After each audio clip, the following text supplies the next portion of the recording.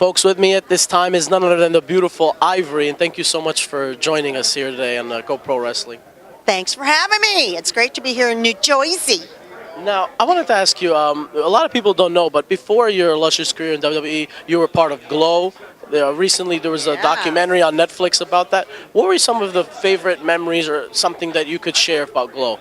Well, Glow was just a huge adventure for all of us because there's a handful of girls that actually started it by shooting a pilot so that they could go and try to sell it as a TV show.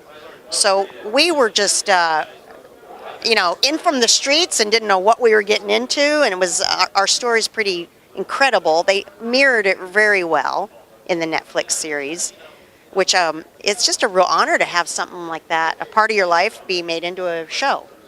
And the 80s were such a quirky time, so I love that they captured the 80s in a show. You know, it's very effective with the big hair and all the girls' bodies look totally different, which you don't see that anymore, right? Everyone looks the same, thanks to the doctors out there.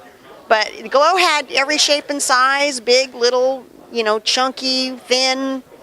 It was really fun. And, the whole show was kind of what we made it because we had some direction. We had a name, maybe the characters we developed on our own. And we got some great costuming thanks to the Vegas seamstresses. And, as far as the wrestling and the action, we had to kind of break it down ourselves, which totally shows because we were so lame. But we really put a lot of heart and soul into it because it was our show. And it was either going to be what we made it or not. What is the origin behind the purple scarf that you always carry around? Hell if I know. I think in Glow we had one costume.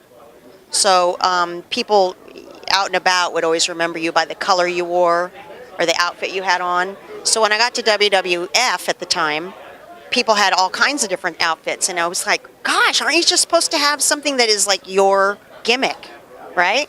So that's kind of why I had the scarf. It's like, well, whatever I'm wearing, however they cast me, I'll always have a purple thing. What's it like now to see the current crop of divas, now women's wrestlers, taking a big leap into the profession now? Super exciting. I'm always thrilled to see ladies in action. Always. So I was grateful to be invited to last WrestleMania in Orlando, and I was blown away at the show by the talent of the ladies now at WWE. So super impressed and really happy for them and happy for the fans to finally see some fighting and some really great expertise in the ring. Super fun. Final question. What's it like seeing Mae Young Classic, and you worked a lot with Mae Young and Fabulous Moolah? God rest both of them. But I mean, they were both the pioneers for women's wrestling. Yes, absolutely. What is your favorite memory of Mae Young or Fabulous Moolah? Just their candid ability in the ring for live television. They were always able to step in, and one of the things they taught me was because when you're in the gorilla position, the girls' match always gets shaved in time. You might have 8 minutes going in, and when you get to gorilla, because someone's chatting a lot out in the ring, eating up the girls' time, you get shaved down to like 4 minutes. So they're always telling you, hurry, hurry, hurry, hurry. So Mae and Moolah, they would give me the elbow and say, Ivory, it's live. It's your time. You do whatever you want. So they did that. They really embraced that.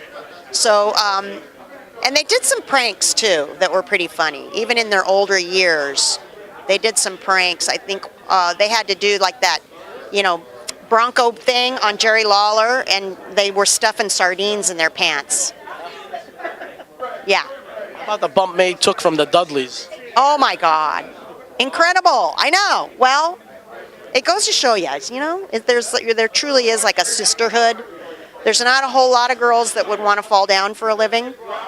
So, and I learned that in Tough Enough and in seeing all the slews of girls that would come through and guys that just couldn't even make the auditions. They weren't athletic. So I was really impressed to come back to the girls' locker room and say, don't ever, ever let anyone here make you feel like you're irreplaceable, because you're not. You guys are all like one-of-a-kind types. Do you have any plans to write a book or any future plans you want to let your fans know about? No, just I think my message to the fans is a big thank you for continuing to support the wrestling and the wrestlers, and it truly is a mutual give and take thing. I mean, we're out there performing, but we need everybody's excitement and enthusiasm for us to get amped to do a good job. And as a fan, I want to say thank you as well. Well, thank you. I reciprocate that.